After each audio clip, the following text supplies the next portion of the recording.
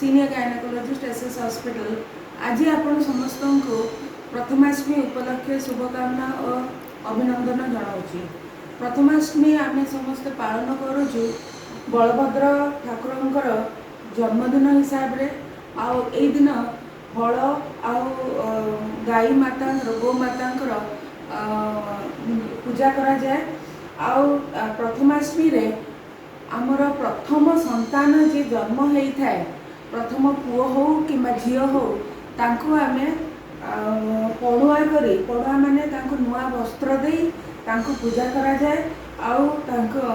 एथिरे आमे जानू जे भगवान मध्य पुओ कि झी को सम्मान धरती।